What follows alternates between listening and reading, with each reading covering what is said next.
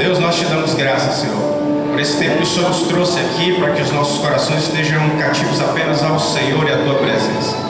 Nós sabemos que o Senhor é um Deus de amor, um Deus de graça, um Deus de misericórdia, e o Senhor jamais, Senhor, nos desampara. Em nome de Jesus Cristo, se há alguém em nosso meio enfermo, seja curado em nome de Jesus Cristo. Se há alguém em nosso meio carente de provisão e de recursos, que o Senhor possa prover todas as coisas nessa hora, e nós, como igreja, possamos também, Senhor, ser contribuintes, Pai, daqueles que necessitam.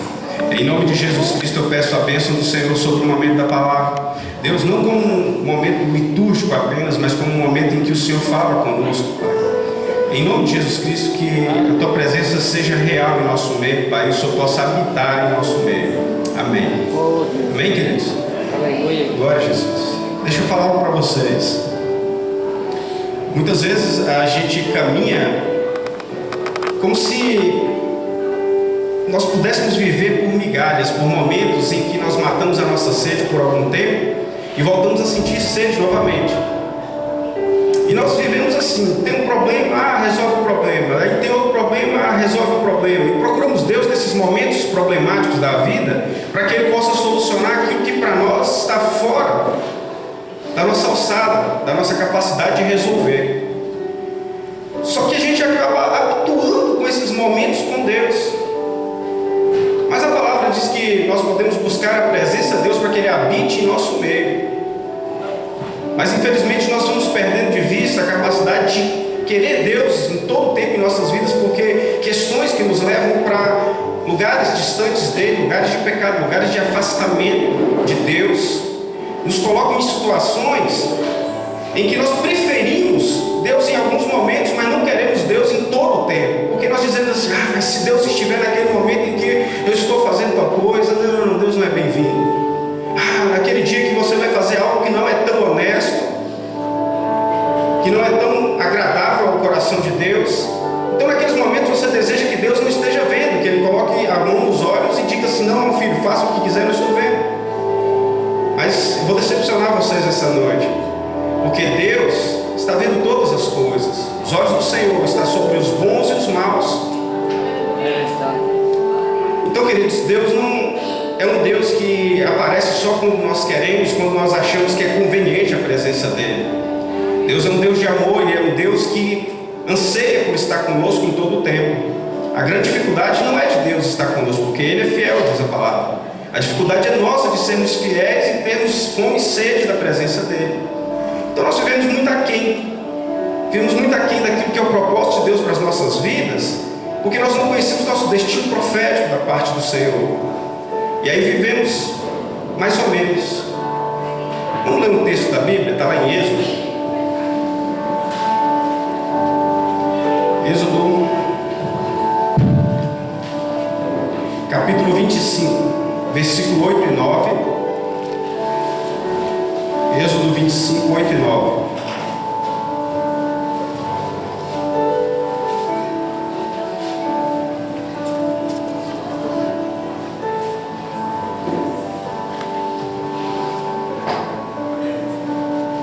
Vou ler uma outra versão. Diz assim a palavra: faça um candelabro, ou melhor ler a versão original. Êxodo 25, 8 e 9.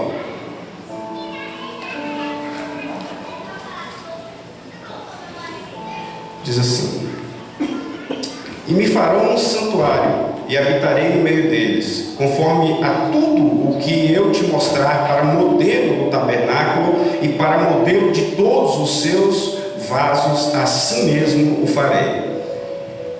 Quando Deus dá essa palavra para Moisés, Ele está dizendo assim: olha, Moisés, faça tudo em conformidade com o modelo que eu estou ensinando para você, porque eu estou fazendo algo nesse tempo em que eu estou causando uma convergência entre as coisas lá do alto com as coisas da terra. Deus estava trazendo o ensinamento do que era no céu e do que Ele queria que funcionasse na terra, nem que fosse a imagem do que é no céu. E Ele dá um modelo do tabernáculo, e Ele dá um modelo dos utensílios do tabernáculo, de modo que Moisés instruísse artesãos para fazer idêntico, conforme a visão que Ele deu para Moisés. Olha como é aqui. Sabe por que Deus fez isso, queridos? Porque Deus Ele não é um Deus religioso, Ele não é um Deus legalista, mas Ele é um Deus que funciona com uma liturgia própria. E Ele não abre mão de que as coisas saiam conforme a vontade dEle, porque todas as coisas são dEle, por Ele, para Ele são todas as coisas. Então, quando Deus dá aquele modelo, Ele está dizendo assim: se fizerem conforme a minha vontade, conforme o desejo do meu coração, e eu achar graça de vocês aos meus olhos, eu vou habitar no meio de vocês. Isso Ele está dizendo com o povo que estava saindo de um cativeiro do Egito, conduzido por Moisés no deserto, e Ele queria habitar no meio daquele povo, todo ferido, todo doente de alma, corações que saíram do cativeiro, mas as vidas saíram do cativeiro, mas os corações permaneceram presos. Isso é muito idêntico à igreja dos nossos dias. Estamos saindo do mundo, mas o mundo não está saindo de nós. E quando eu falo o mundo sair de nós, não estou dizendo apenas os hábitos lá do mundo, eu estou falando do anseio do coração, de viver as coisas lá de fora. Ah, mas pastor, a Bíblia diz que tudo me é lícito, mas também diz que nem tudo te convém. E nós queremos viver uma conveniência segundo a nossa vontade, o nosso entendimento, e não a vontade do Pai. Estamos desagradando o modelo do céu.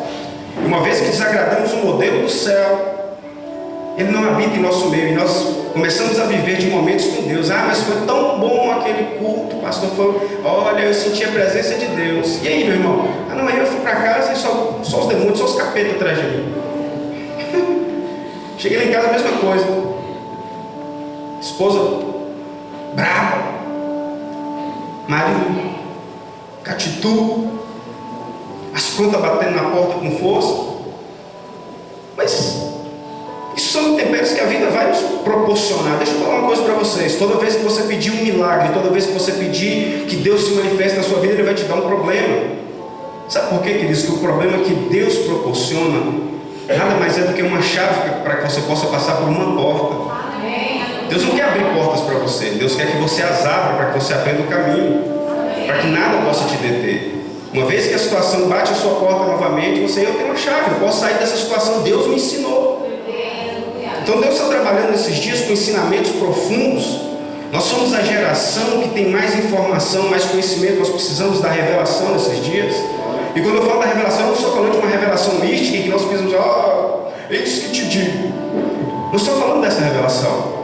Eu estou falando de um contexto de entrar em lugares no coração de Deus, onde nós possamos alcançar a essência do Pai. Sabe o que a gente está fazendo nesses dias? Vocês lembram que eu preguei sobre Kairos, sobre Cronos, Kairos e Aion, os tempos? Nós vivemos no Cronos, o tempo com medida, nosso tempo real, que é real para nós. E dentro desse tempo nós somos afligidos por circunstâncias. Essas circunstâncias são diárias, um dia bom, um dia ruim, um dia difícil, um dia mais ou menos, um dia legal, um dia não tão legal. E essas circunstâncias vão nos minando. E muitos de nós têm imergido nessas situações, nessas circunstâncias, e perdido de vista a vontade boa, perfeita e agradável do Pai. Mas alguns ainda dizem assim: não, pastor, mas eu tenho alguns momentos que eu tenho encontros com Deus. Tem alguns momentos na minha vida em que eu percebo a presença de Deus e fico cheio da presença dEle e me fortalece, eu consigo andar um pouco mais. Você não foi feito para andar só um pouco mais. Você foi feito para andar milha extra, e só da milha extra quem tem a presença de Deus permanente em sua vida. Mas para ter a presença de Deus, você não pode viver apenas no Cronos e no Kairos. O Kairos é o tempo da visitação de Deus. Nós não vamos contentar só com a visitação de Deus. Nós queremos a presença real dele, a eternidade presente em nossos dias. Aí aquilo que você passa a fazer a partir do Aion, que é a eternidade presente, se torna algo geracional.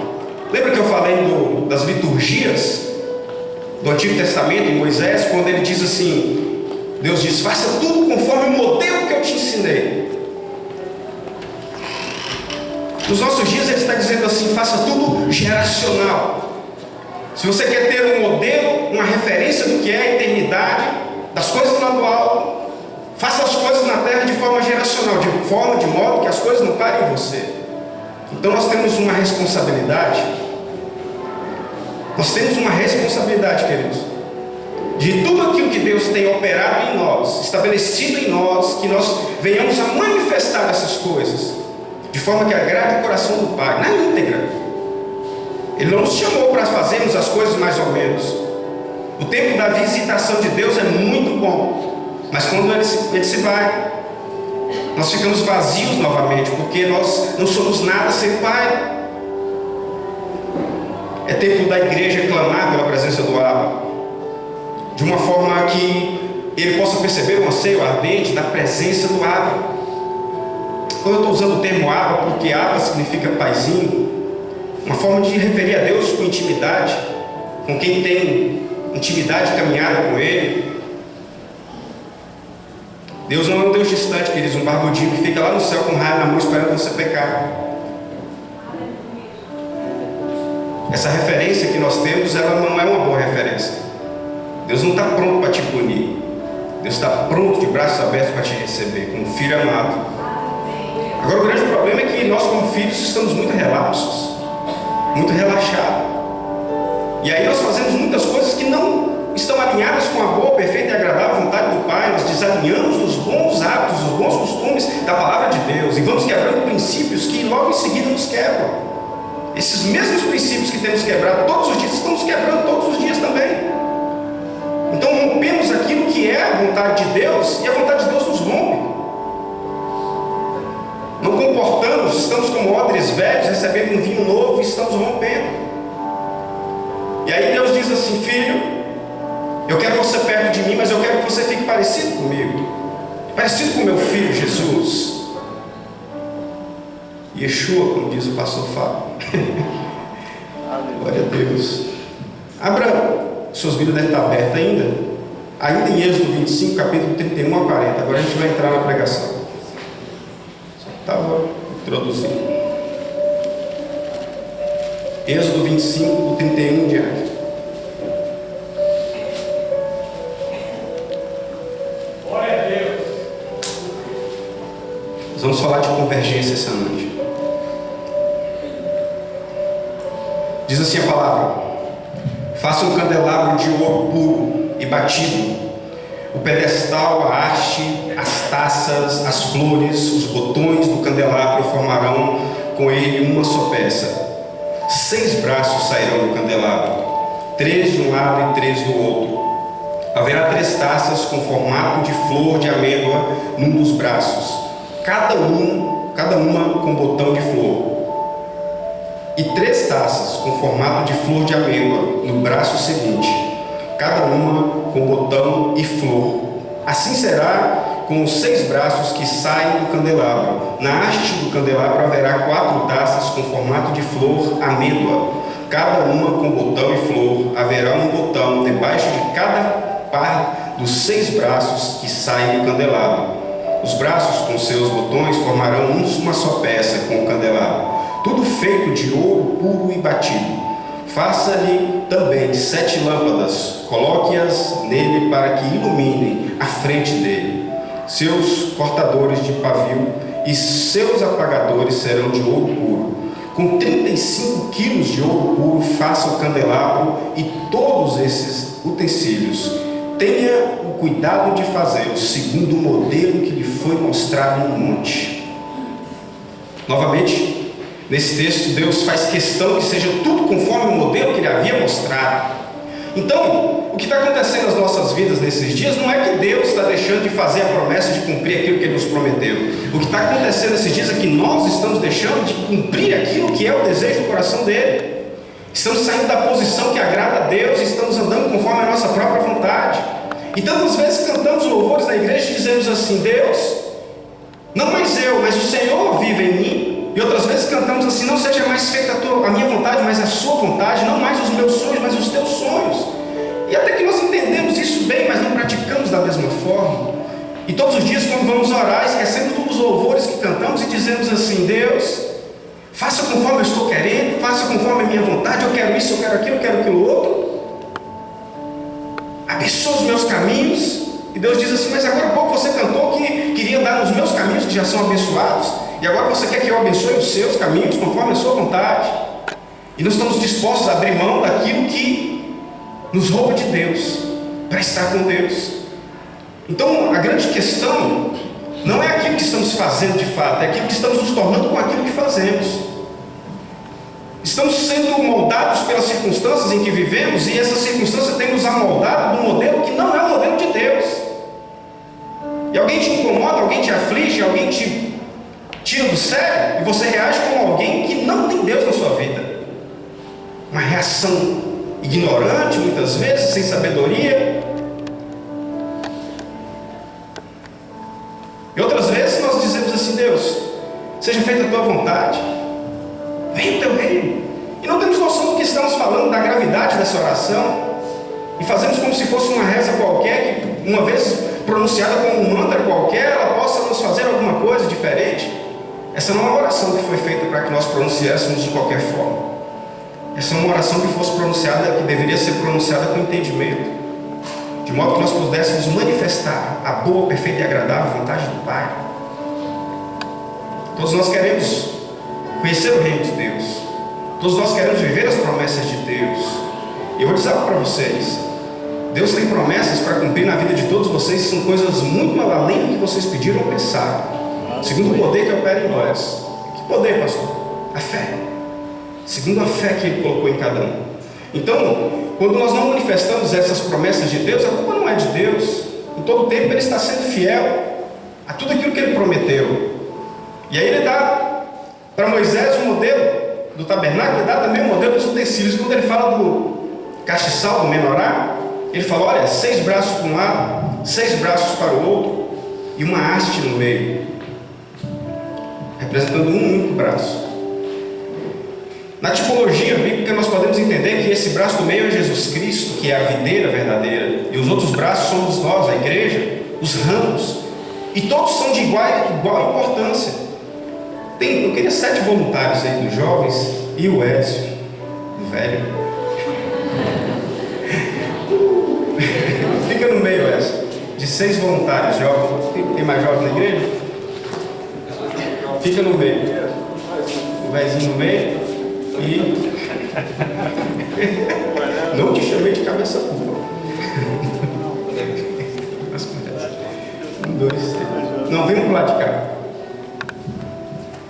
Nós estamos fazendo a representação do castiçal, do menorá. O castiçal estava com todas as chamas acesas.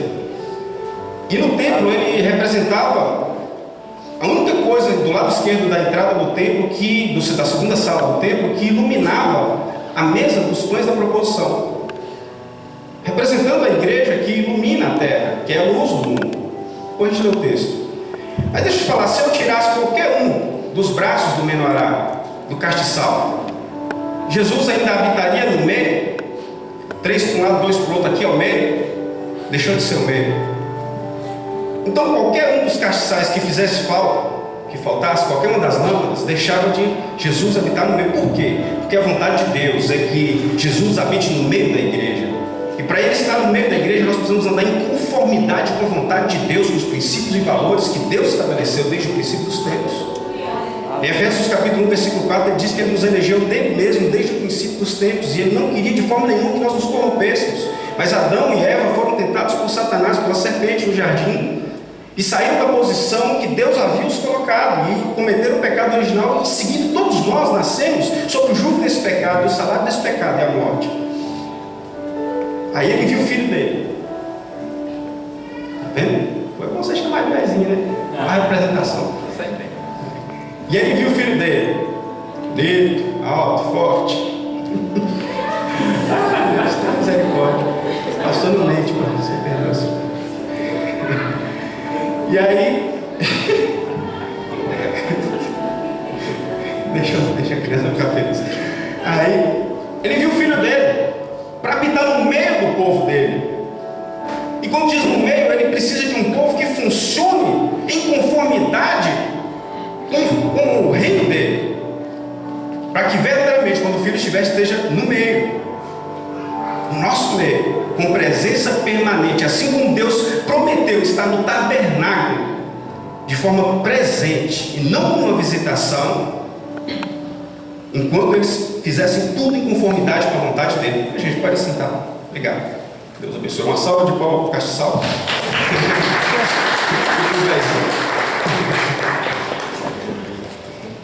E aí a gente sai dessa conformidade, sai dessa boa, perfeita e agradável vontade de Deus e desalinhamos. Esse castiçal, queridos, ele foi fabricado com ouro, 35 quilos de ouro batido, e ele era oco nas hastes, para que passasse o pavio dentro e fosse até o azeite de oliva. Azeite de oliva na Bíblia faz a tipologia do Espírito Santo, para que aquele castiçal fosse um canal do Espírito Santo levando luz para aquele ambiente. Hoje o ambiente é o mundo, a igreja é essa luz, a igreja são esses braços, e com Cristo nós temos acesso à oliva, ao óleo de oliva, ao óleo do Espírito Santo, não o óleo físico, mas um óleo espiritual, a presença do Espírito Santo. Nós fomos chamados para nos tornar luz do mundo, e a luz não é colocada debaixo de uma cama, nem escondida em um lugar qualquer, ela é colocada no alto para que ela possa iluminar os demais. Então Deus tem uma necessidade no coração dele, um desejo no coração dele de se transformar em alguém em ascensão nesses dias, alguém que seja posicionado em lugares altos para que o mundo veja que ele é Deus na sua vida. O que falta? Alinhamento. Estamos buscando um avivamento sem um alinhamento e não estamos entendendo o que é de fato um avivamento. Avivamento é quando a vontade de Deus está acontecendo na terra e nós somos beneficiados por sermos filhos de Deus. Temos livre acesso a tudo aquilo que é de Deus. Vamos ler um texto aqui.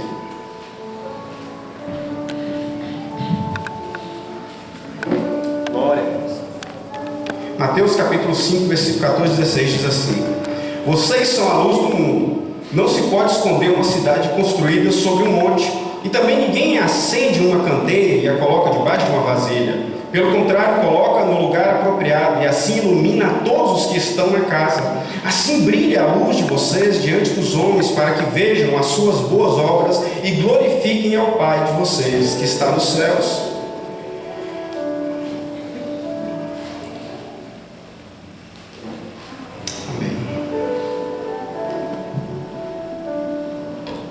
João capítulo 15, versículo 1 ao 5. Eu sou a videira verdadeira e meu pai é o agricultor. Todo ramo que estando em mim não dá fruto, ele corta e joga,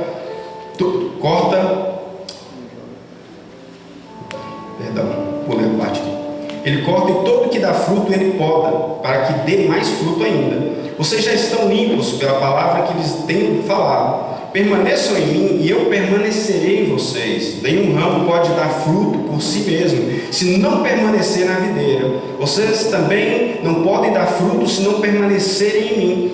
Eu sou a videira, vocês são os ramos. Se alguém permanecer em mim e eu nele, esse dá muito fruto, pois sem mim vocês não podem fazer coisa alguma. Jesus faz questão, nesse texto, de trazer um ensinamento, um entendimento para nós como igreja, que nós, sem a presença dele, não somos nada. Isso para que nós entendamos que nós não podemos viver da visitação. Já pensou você sendo um ramo de uma videira, você cai no chão, fica seco lá, e a videira sai andando. De tempos em tempos ela volta para te dar um gás. Não funciona. Não é assim. No reino de Deus nós precisamos estar atrelados, engajados e motivados a não sair da presença do Filho de Deus. Os frutos, queridos, estão ligados à presença da figueira. Jesus, estando no meio como o centro do castiçal, ele representa também o tronco da figueira, da onde vem os nutrientes, da onde vem a força, da onde vem o poder, o empoderamento dos filhos. E esses frutos são quais?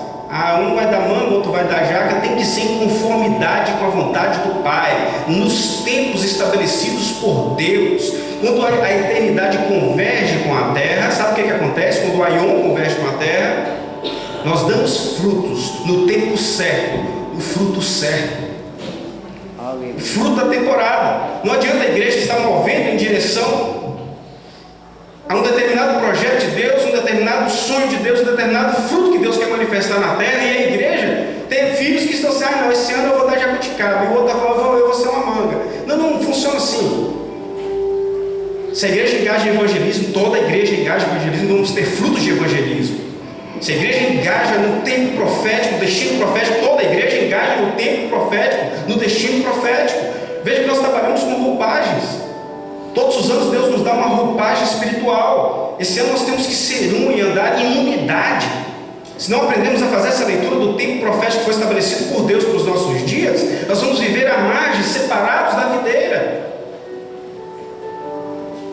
E aí não manifestamos os frutos do tempo dessa videira, e ficamos fora do tempo, vivemos doidos. Ah, meu Deus do céu, eu estou dando fruto agora, mas ninguém está dando, ninguém está entendendo o que eu estou vivendo, eu estou tão chapado, estou cheio do Espírito Santo aqui, e todo mundo é pecador, porque eu sou santo demais. E o cara vira, sabe o quê? Um fiscal de igreja. Porque ele vive fora do tempo da igreja. A igreja deu fruto no tempo certo, está se preparando para uma nova temporada de frutos. E ele é um corpo estranho. Ah, ninguém está dando fruto nesse tempo, só eu. Aí começa a se achar. E o oposto, no tempo que a igreja está dando fruto, ele fica lá ranzinza, jogado no canto, se afasta das pessoas e diz assim: essa igreja fica dando fruto e se achando. Por que nós somos assim? Porque nós queremos fazer a nossa própria vontade. Eu vou dizer uma coisa para vocês: a nossa vontade nos leva para lugares terríveis. Não fale isso com um tom de ameaça para que você sinta medo de andar nos seus desejos do coração. Porque o desejo do coração é agradar a Deus. Ele é que sabe os pensamentos que tem a respeito de nós, pensamentos de bem e não de mal, para nos dar o fim que desejamos. Mas isso é quando o coração está alinhado com o céu, está alinhado com a vontade de Deus. Quando o nosso coração está alinhado com a terra, com as coisas desse mundo, e nós vivemos por circunstância, e nós vivemos na horizontal, nós vamos viver as intempéries da horizontal, das circunstâncias em que somos colocados. Mas quando estamos alinhados com Deus, essas intempéries não podem nos ditar os nossos dias, nem a forma que vamos viver. Amém, Jesus. Por que cortar meu fundo? Gosto tanto do fundinho. Tem um texto aqui em Mateus capítulo 5, versículo 48. Melhor, Gênesis capítulo 1, versículo 26 e 31 ao 31. Gênesis capítulo 1, versículo 26 ao 31. Vamos ler. Então disse Deus: façamos o homem à nossa imagem, conforme a nossa semelhança. Domine ele sobre os peixes do mar, sobre as aves do céu, sobre os animais grandes de toda a terra e sobre todos os pequenos animais que se movem rente ao chão. Criou Deus o homem, a sua imagem, e a imagem de Deus o criou. Homem e mulher os criou. Deus os abençoou e lhes disse: sejam férteis, multipliquem-se, encham e subjuguem a terra, dominem sobre os peixes do mar, sobre as aves do céu e sobre todos os animais que se movem pela terra. Disse Deus: eis que lhes dou todas as plantas que nascem em toda a terra e produzem sementes, e todas as árvores que dão frutos com sementes, elas servirão de alimento para vocês. E dou todos os vegetais como alimento a tudo o que tem em si fôlego da vida, a todos os grandes animais da terra, a todas as aves do céu e a todas as criaturas que se movem rente ao chão. E assim foi. E Deus viu tudo o que havia feito, e tudo havia ficado muito bom. Passaram-se a tarde e a manhã. Esse foi o sexto dia. Portanto, sejam perfeitos. Mateus 5,48. Como perfeito é o Pai Celestial de vocês. Li dois textos seguidos para a gente não precisar parar. Presta atenção. Gênesis capítulo 1, versículo 26, Deus diz: façamos o homem à nossa imagem, conforme a nossa semelhança o façamos. Ele fala consigo mesmo, Pai, Filho e Espírito Santo falando consigo mesmo. Vamos fazer o homem parecido conosco, idêntico. E aí, no sexto dia, Deus cria o homem. O 6 é uma simbologia de número de homem. O castiçal tem 6 braços, está falando de nós, da humanidade. O homem, quando eu estou falando do homem, não só o sexo masculino, mas todos nós. Mas quando entra a haste do meio, que é o sétimo braço, que representa Jesus, nós entramos no número que simboliza a perfeição, a completude. Nós só somos completos como igreja do Senhor quando Jesus habita conosco. Esse entendimento tem que permanecer em nossos corações. Nós somos aperfeiçoados pela presença de Cristo. Em Efésios capítulo 4, versículo 11 e 12, diz assim: e deu uns para apóstolos, outros para profetas, outros para pastores, evangelistas e mestres. Os 5 ministérios de ofício do governo de Cristo. Só Cristo manifestou os 5 ministérios.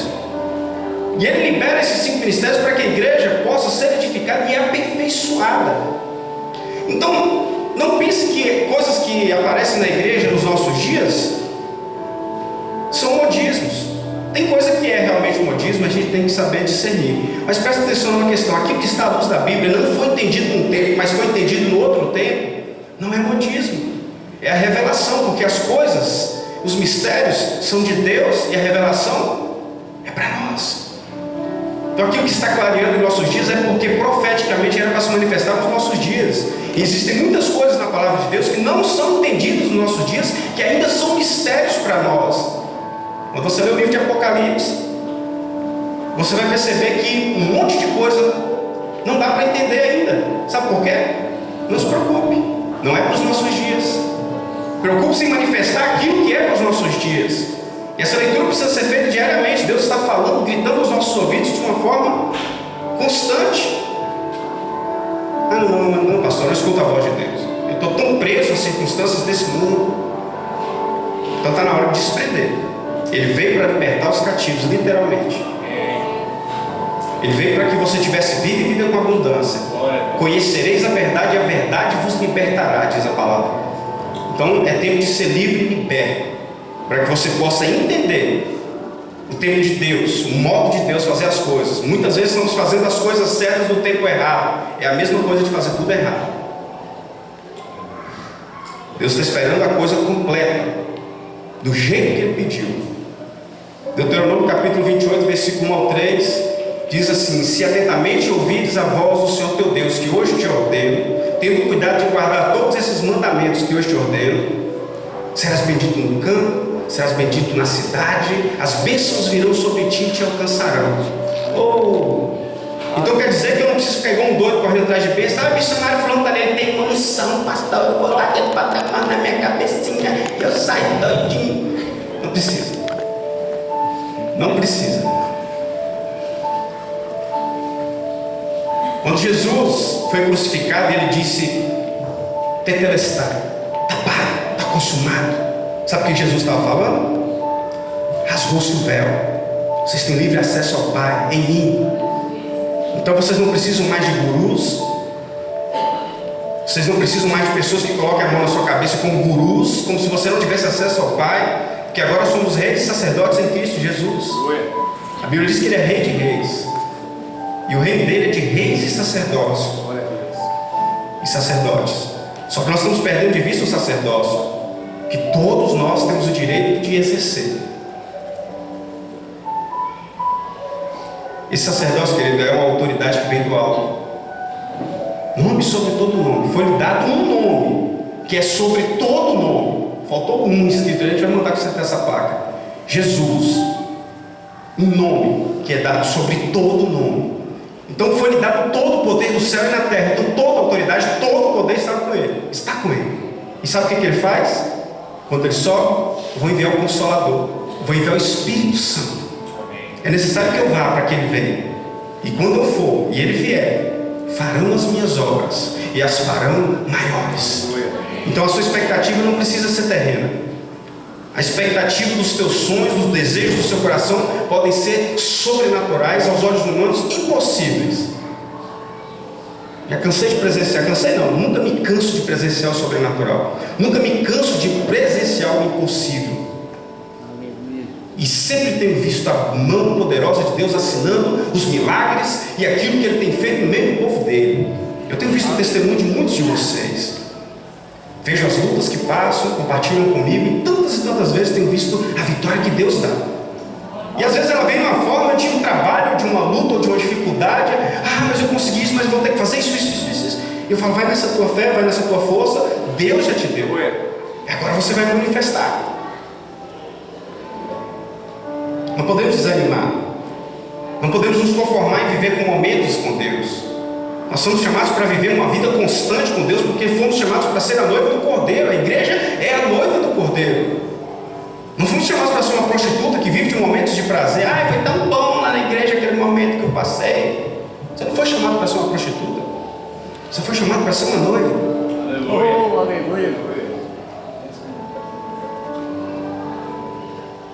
Queridos, a busca da intimidade é algo necessário. Eu sempre falo isso aqui. Buscar intimidade é para que você conheça o desejo do coração de Deus e que você possa entrar na eternidade de modo que você possa manifestar a vontade dele. Agora, não queira trazer intimidade para público. Toda intimidade em público é pornografia. Eu não estou falando de uma intimidade sexual, estou falando de uma intimidade espiritual. Intimidade manifesta em público é pornografia. Você foi chamado para estabelecer um altar para o Senhor na sua vida. Em áreas da sua vida em que o seu coração se fechou e você fechou portas para Deus, está na hora de abrir essas portas e permitir que a luz do Cristo entre nesses lugares. Aleluia. Paulo diz que ele é a luz do mundo, a luz do caminho.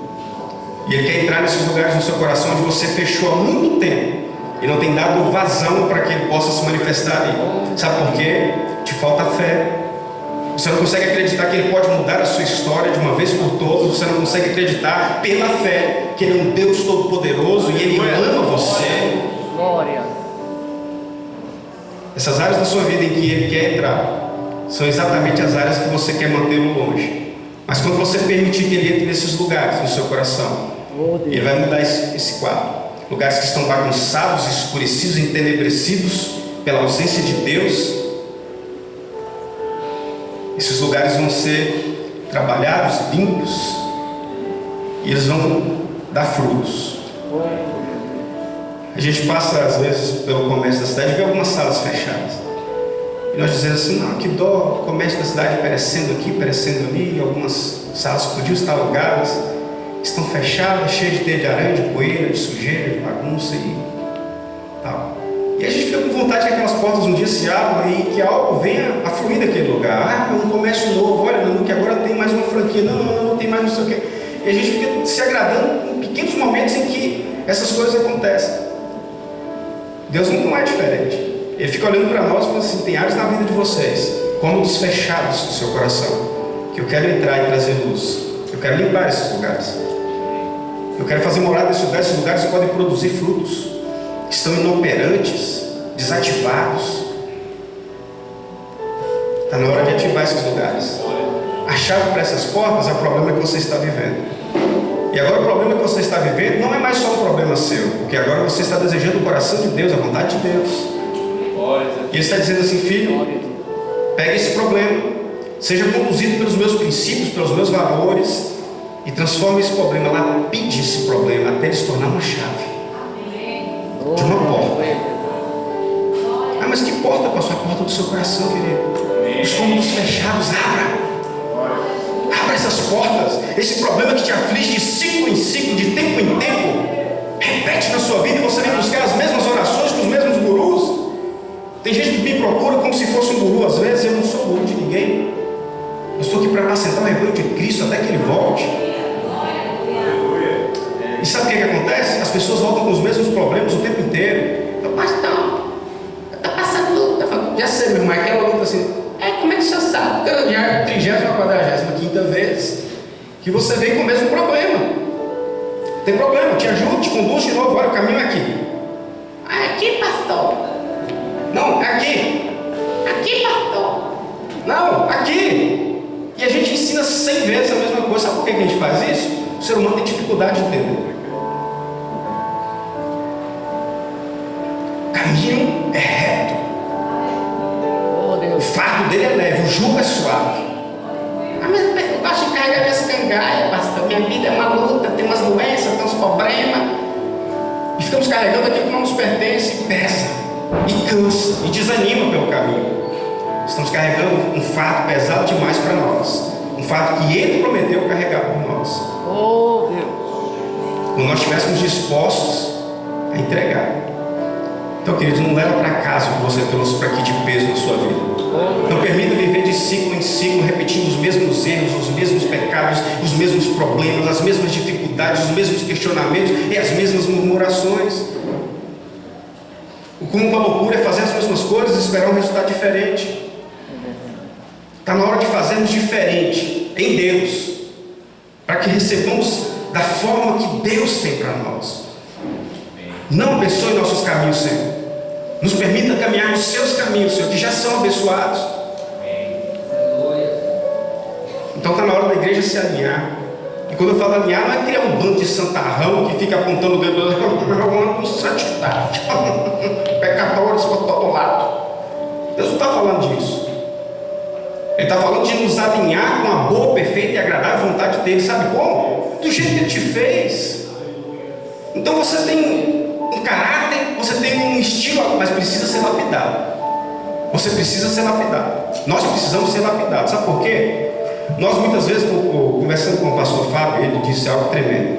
Ele falou que quando ele entrou no começo do aprendizado para exercer o ofício profético é dom de governo da igreja, está atrelado aos 5 mistérios de Efésios capítulo 4, versículo 11. Então não é só um dom que manifesta de vez em quando, ele é profeta em tempo integral, porque ele foi chamado como ofício profético. Um profeta, para ser estabelecido, ele treina de 15 a 20 anos sendo treinado na palavra e na busca de Deus, para entender e discernir a revelação do tempo e modo de Deus de funcionamento profético, do funcionamento profético. E no período do início, sabe o que aconteceu?